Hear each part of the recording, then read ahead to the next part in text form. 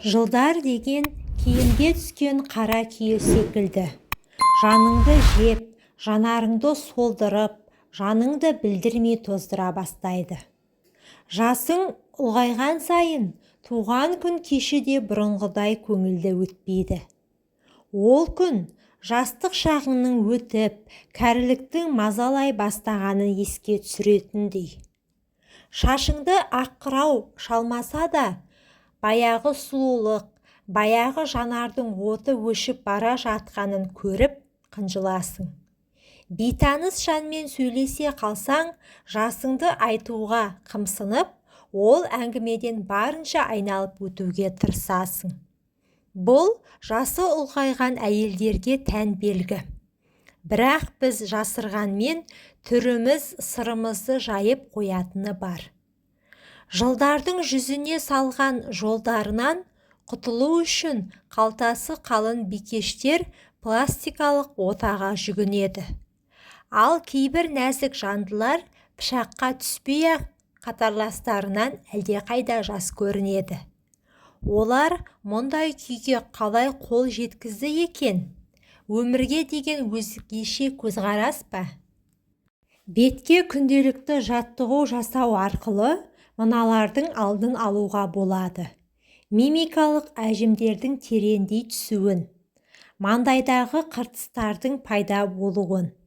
Екінші екті, қас пен қабақтың салбырауын, беттегі қабынуларды, беттің бөртуін.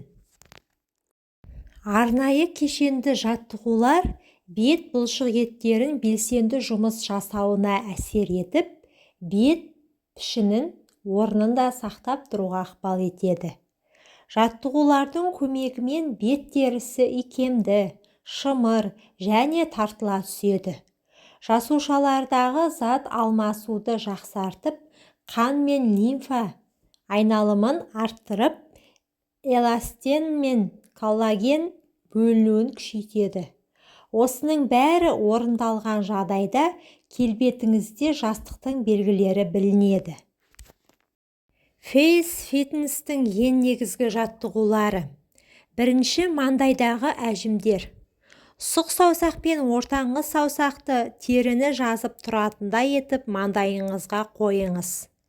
Сол қойған күйде маңдайыңызды жиырыңыз.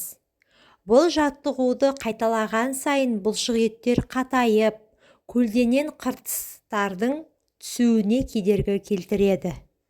Маңдай терісінің қатпарлары біртіндеп жазыла бастайды. Жаттығудағы қимылды 15 секундтан 20 рет, күніне 1 рет жасаңыз. Көз айналасындағы әжімдер. Бұл жаттығуды орындау үшін ортаңғы саусақ пен аты жоқ саусақтың арасын ащы көздің сыртқы қиығына қоямыз. Саусақтарымыз сезілетіндей етіп терінің үстін қысамыз. Бірақ көзіміз ауырлықты сезбесін. Кейін саусақтарыңызбен көзімізді сығырайтамыз. Жаттығу көз айналасындағы енді түсіп келе жатқан ұсақ тыртыстарды жазады.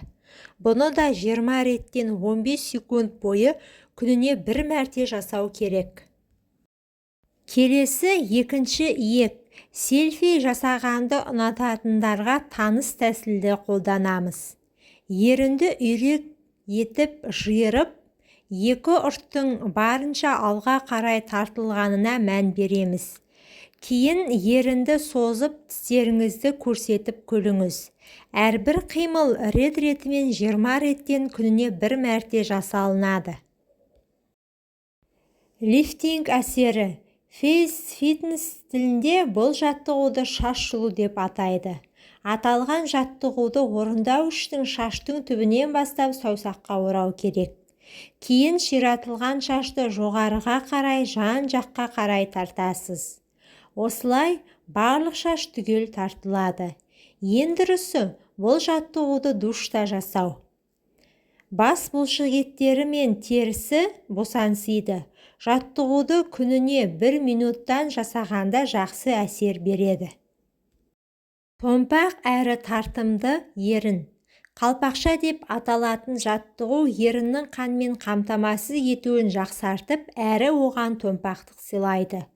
Ол үшін ерніңізді кішкене қалпақша пішініне келтіріп алыңыз. Тістер жабылып қалған болуы шарт. Бар күшіңізді салып, ерінді жұмып және ашу керек. 30-60 секунд сайын күніне 1 рет жасап отырасыз.